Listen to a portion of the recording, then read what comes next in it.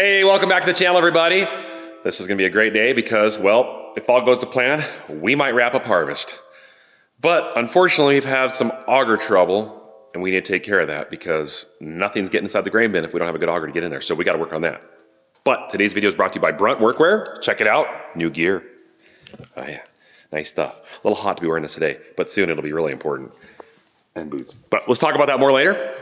Let's get to work. Just got off the sprayer and I was checking in on the guys, and I guess one of the combines, the sieve overloaded and it created a lot of chaff, and the chaff ended up in the grain truck, and the truck dumped in the auger, and in the process of dumping in the auger, somehow it plugged up that Westfield 13-inch auger. And we don't know what's going on, but the bottom half's turning, the top's, I guess, not. So they're pretty sure we got to pull the flighting out. Something must have sheared inside. It's amazing that. So we got to take this auger apart, unfortunately. So I'm here at the bin site. They're getting ready to take everything apart right now, get the truck out of here, and I will help assist get the auger down. We'll get to the shop, and leg arms and I will go through the process of, I don't know what happened to that thing. It's not an easy job, so there's only one way to do it. Let's get it done. Oh yeah. Yeah, it's way up there. Sweet. So I guess some stuff will still come out the top, so we're gonna pull the pan. This has got the gearbox on it, thankfully. What we love about this auger. We'll reverse it, and we're gonna dump on the ground here in this spot where they've already done it and clean this thing out and try to investigate a little further what's going on. But with the auger out of commission, there's no other way to get grain in that bin, so we're dead in the water as far as harvest goes. When the trucks are all full, it's shut down until the auger gets fixed. It's just how it goes.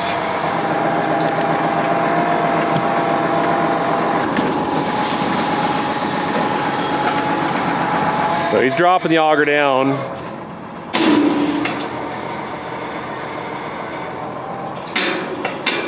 You can hear the cables running.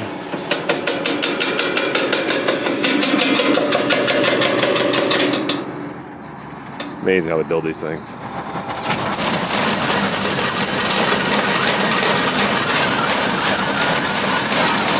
I hear it turning up here. Oh, it's plugged right there. I can see it. There's a plug in the top. That's what's going on. It's got a wad up there. Hopefully it didn't spin the flighting. They got the flighting pretty tough on these, but we're going to have to drive us over something. We'll climb up there and I'll dig that plug out. I'll tell leg arms right now. The flighting's turning all the way to the top, except for that black cap at the top that transitions has got a wad plugged in it. But yeah, I can hear the flighting going all the way up. We set it down. So we got to get it over. We got to set it all the way down and drive something underneath it, or put it over a grain bin. Underneath it? It's got a big wad of chaff plugged in the top. So we got to climb up on something, reach in there and dig it out. A little cleanup. No biggie. They changed the design. This is a different end on these. And it added like 20 or 30% efficiency or something to the auger by having that compared to the old style, which I don't know if that's what did it. And then that's when we were really excited to get this auger, because there was a bottleneck on the old one. That black, the way they do that now, it really changes the way it flows, and supposedly it's a lot better, but for whatever reason the auger the flighting stops right at the end there, and some reason right there it's all jammed up. So being all that fluffy stuff. Yeah, it just got jammed. Brad knows. That's a nice hat, Brad. I'm jealous. Thank you. Really cool hats like that. This hat's really cool. They got a really nice, it's a really nice fabric. It's tough, but it's, is that right? There's the shop towel. Oh man, this thing is packed. Woo! That is rock hard. Oh, it makes wow. it feel a lot better than it was.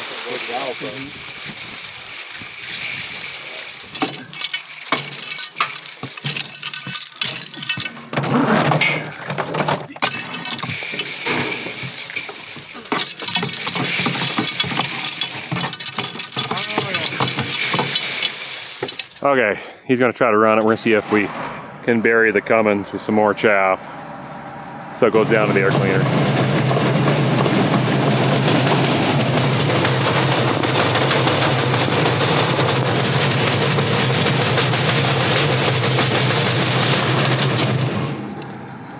That wad is still there. Just spinning in it. There we go, now you guys can see. Huh. We're gonna take the cap off. That makes the most sense. There we go. I guess stuff come out. That's a heck of a frog. Crispy north all day. So all the fields I've been going on, it's just been blowing with me at a slight angle. Oh. There we go. No, you're good. There's the wad. Ah. Wow. We got him a drill with a big bit on it. Wow. Literally drilling into wood. I'm just making perfect round holes. Oh, there goes the chunk. Nice. Oh, there we go. Beautiful. Wow, that really hit hard. That's like a solid gold block. Wow. That's homemade particle board. Where's the slow motion when I need it? You could eat that thing, man. You got a lot of wheat in there. It's got some good protein. That. Oh, nice. There's one.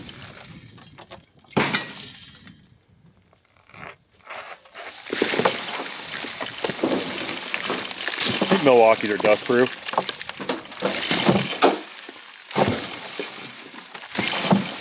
Like Arm says, the flighting's all curled. Oh, it did too. It about 2-3 feet in it. Oh man, how do you do that without just putting a new piece of flighting right there and cutting that off? Is it curl? It's got to be. Yeah, oh yeah, it bent that for sure. So the question is, will it run as of now, as long as we don't push it hard? There's nothing to push it out. Well, it pushes against itself. As long as we don't get that nasty stuff, it'll shove it out. I think we just got to run it. I think we got to run it. Yeah, just take it easy when we're unloading, because this has got to be a job later. We got to pull this flighting out. We're just going to try to run it. The flighting's curled down at the end there, and it's definitely going to create a bottleneck. But as long as we're careful with how much we're putting through it, it should keep feeding while we're going, get us through this big bin, and then we'll hopefully get some downtime here when we hit some green stuff. I think we're going to run some green. Maybe we'll be able to take this apart then and try to really fix it. But what would be best would be as we get through harvest. I greased the bearing really good. It needs replaced too. I guess I didn't know the grease circle was on the inside in there. Now I learned it. So I thought that was a greaseless bearing at the end there because there was no grease circle on the outside, but it's on the inside. That makes sense now. So I'm getting smarter as we do this, as we're dumber. Yeah, go ahead. Raise this up, we gotta put that cover. Pan back on, okay. Should be pretty frustrated about the situation because there was some operator error involved in this. But what do you do? This stuff happens. It's part of farming. And we've fixed stuff like this before, so we'll fix it. And it'll be as good as new. It's just gotta get through harvest. Make it a little bit more harvest, just a little bit more harvest. Spring wheat, just need a little bit more, and we'll be done, done, done. That is a nice auger though, when you don't mess it up like we did.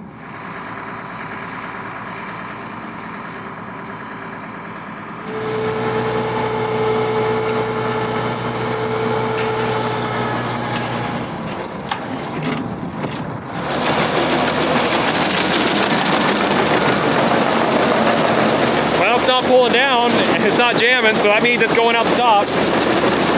So that's good. So I think we're in business for now. We're just gonna take it easy, slow dumping.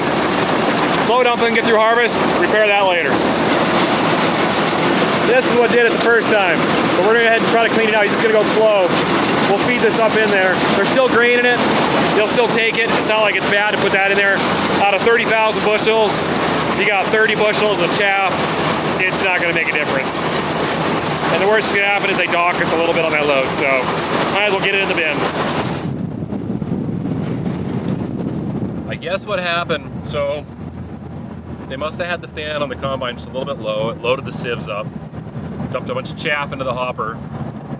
Well, that chaff was all dumped the first load of the day, kind of wet too because it was in the morning, into the bottom of the grain trailer. Then good grain that wasn't chaffy was dumped on top of that. And it packed that chaff, kind of wet chaff, hard in the bottom of the grain trailer. So when Brad went to dump it, he opened up the gates and nothing was coming out because it was packed. So he was kind of sitting there, and it was trickling and trickling, and he opened the gates a little more, and all of a sudden, bam, and it just dumped out onto the grain, or the deck, grain deck going into the Westfield auger, and it went rip, all that chaff at one time.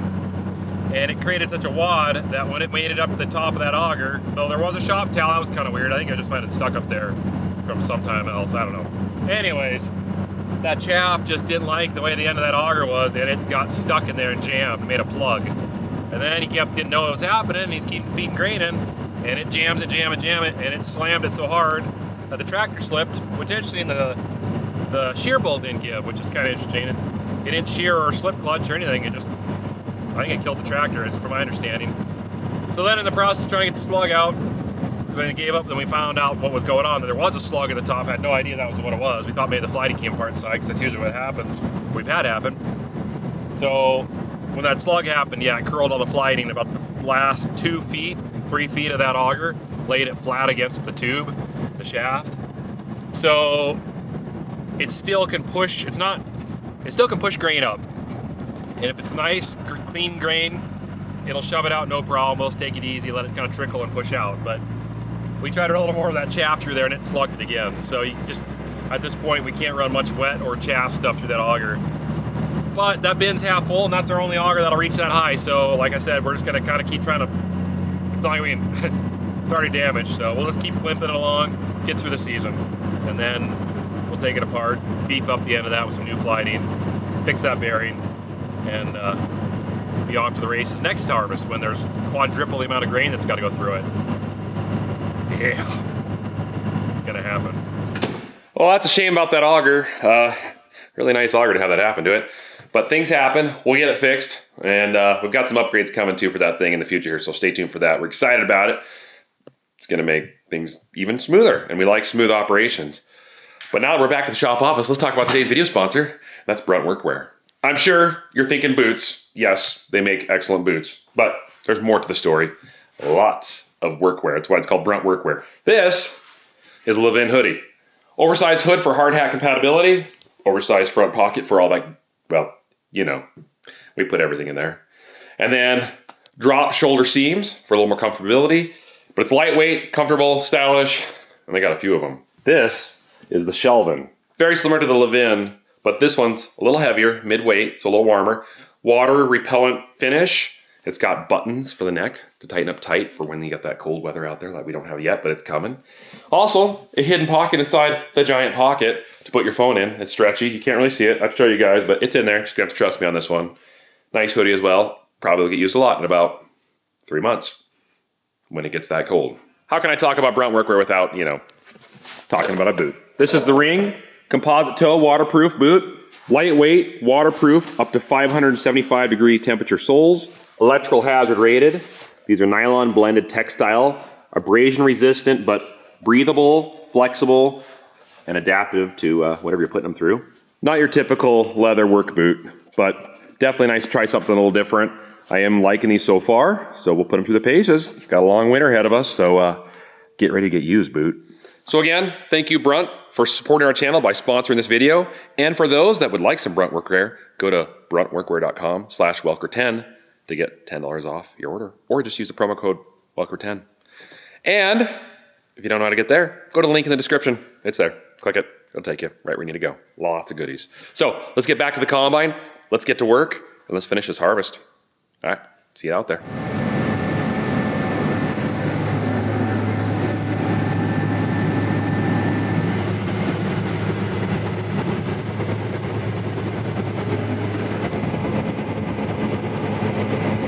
Oh, we finished. Finished over here, and I forgot my hat in the truck. Or combine. Combine, whatever. I got more hats. Brad let the truck run for me, that's nice of him, so I'll run this truck back. It's full. International's still here, it's about half full. So both combines, International, are still over here. So in the morning, we'll come and bring everything back. But it's nice being done on this side of the farm. It's always nice to finish up over here. But man, does that trailer look sharp. And truck, obviously. Let's purr 3406B. It's time. Let's rattle those jakes.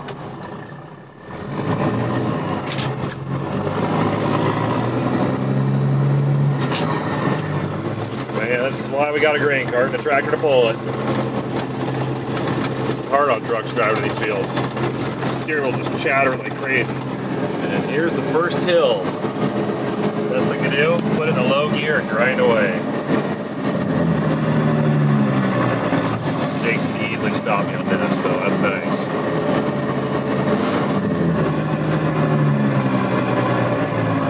We're down to 1,000 RPM.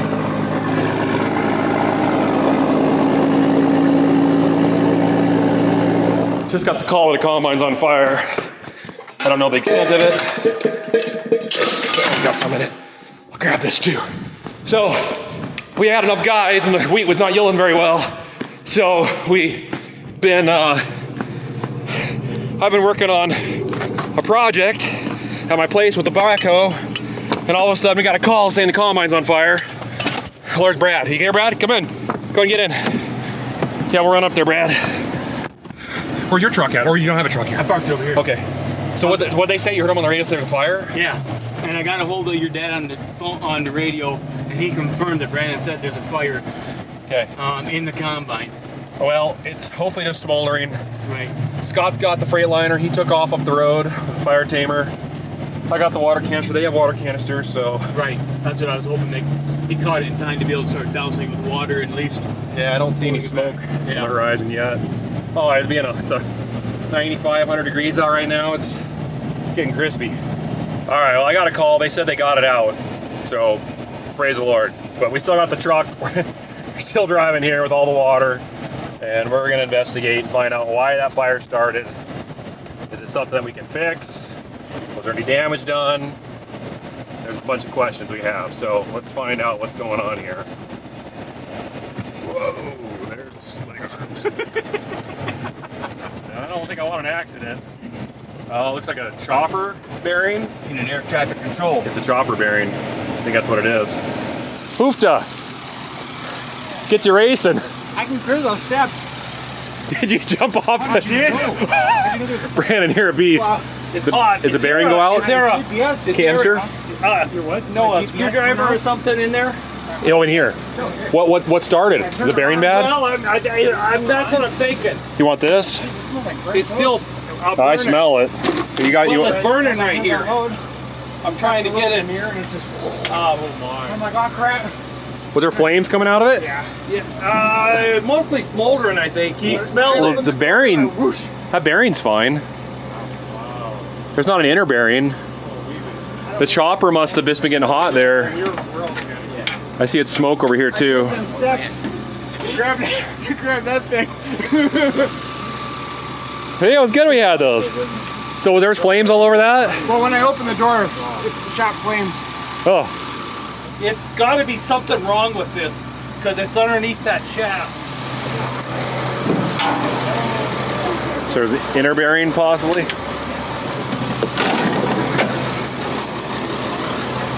I see smoke up here. Here, grab me one of those water cannons. I'm gonna spray this in here.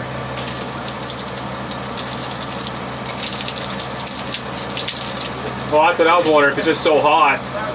And this kochia, grinding this kochia, that it just got so hot in a spot that it smoldered. I don't know, I don't see anything that spins. They're sharp. I mean, we're spinning free, but I can feel the heat. A lot of heat right here. Why is there so much heat there? There's no bearing there. Huh. I don't know. I'll tell you guys, we just gotta keep investigating. That's weird. Why is it so hot? Let me see that other fire. Yeah, here you go. Oh, Ouch. Is this hot? I think. Let me see. Ow! That bearing's toast. Is the bearing bad? Well, the housing's hot. Oh, it must of be. course, it was burning. But Well, we just changed one of those bearings, so we know how to do it. It's gotta be the bearing being bad, but I'm surprised it's not out. Alright, Brandon's gonna run the combine back to the shop. We're gonna investigate it further. We're not too far. So we'll leave the water truck here in the field this time, go charge those canisters back up. Dad's gonna keep cutting. We'll find out what's going on. So we found some more embers behind that hydraulic. Oh, there's one right there. I see one right there. Yeah, behind that block there, we're still smoldering. But he's got the pressure washer and he's just getting everything drenched while cleaning it out. So we can get the investigation moving on and find out what is going on. Okay, after a lot of washing, we don't know what started the fire. Bearings look fine. Could have been a static deal, could have been just heat generated through the chopper. We're hearing some popping and crackling. Harness up here got toasted really good, and it goes to a whole pile of sensors throughout the back of this, so we got to replace that harness. It has a bunch of connectors right here, and then there's 2 connectors at the top, so it's really not a long harness. Still going to be a little bit of a chore to get off. We got to investigate further and make sure nothing with the hydraulic remotes here are damaged. The oil drain lines for the PTO and the engine and the rotor gearbox all got burnt through. So we got to replace those. They're right there. We're wondering maybe it's possible it could have been a wire that rubbed through and shorted out and was arcing because, yeah, I don't know. And basically, after we got done washing, we heard ticking and popping a little bit, and so he found a wire that actually is a steering sensor wire that was arced into the frame. But it also could have just had the insulation melted off of it from the fire. So we really can't say that that's what caused it. All we know is we need a harness. This combine's dead in the water without that harness. It's going nowhere. There's about 400 acres left. It could be a 1 combine job to finish that. That's why we have 2. Don't know who that was. And fun. But I just still, what started that fire is the thing that's going to bug us. We're just going to run it when we get it going and really listen to that bearing and feel heat on it. Check the bearing inside of that pulley and see if there's any heat generated in that. I don't know what else could start a fire here other than just a static electricity maybe arced somewhere. So that's the update. Leg arms got the harness off last night. As you can see, the insulation has been absolutely scorched off these wires, which is causing them to ground and fault and all that good stuff. And then this is the steer sensor, position sensor wire, and it burnt a chunk off that too. Don't know yet on the price of a new harness, but we do know that there's none in Montana, and it's going to be a few days before they get here. So we're so close to being done with harvest.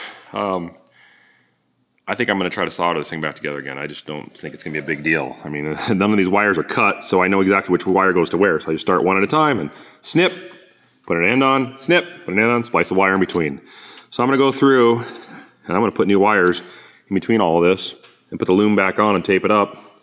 And well, at least get the combine hopefully going. And then if I get, I mean, this is a wrapped wire. It's got a twist to it, but I might try to fix that one too. And if for some reason the steer sensor works, we got steering. If we don't have steering, you got to hand steer it until we get a new wire for that, or harness. But I think this is worth trying. So the cost of some ends and some wire and a little bit of solder and whatnot, let's see what we can do.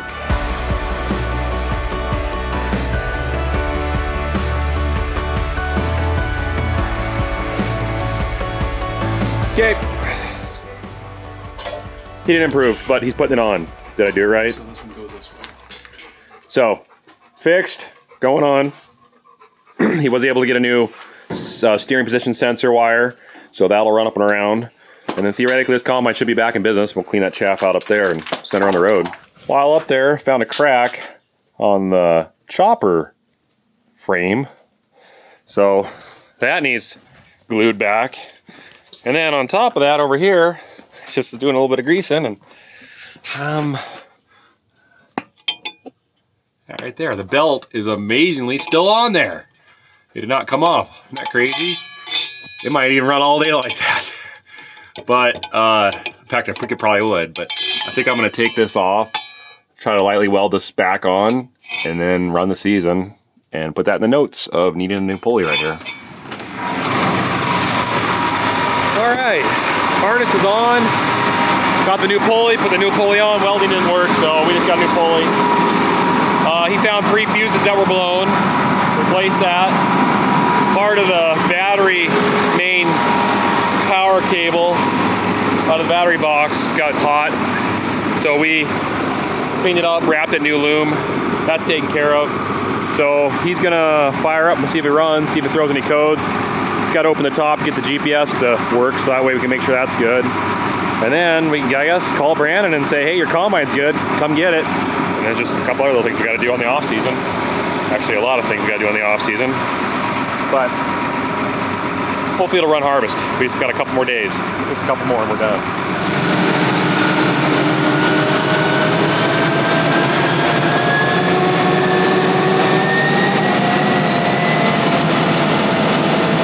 Must be good because he's backing it up to the fuel tank, so I think we're golden. All right, that's good. Back to harvest. Neighbor of ours had a truck go down, and because our yields aren't really great right now, we're not really moving a lot of trucks, so we're gonna let him borrow this old girl for a bit, and he can use that to help get his harvest done. And then if it all works out, maybe one of us will help drive it, but we're gonna be gone next week at the Farm Progress Show, so unfortunately we're not gonna be around to help them. But at least, oh, a truck's nice. You can have a truck. That'll help. So you're not gonna believe it. Dad's auto steer wasn't working this morning. Similar errors as Brandon's combine, B-spine, and this is burnt in half right there. oh, look at all this. It burnt all along here. That fire just, it ran all across here last night. Basically, we just about lost Clifford.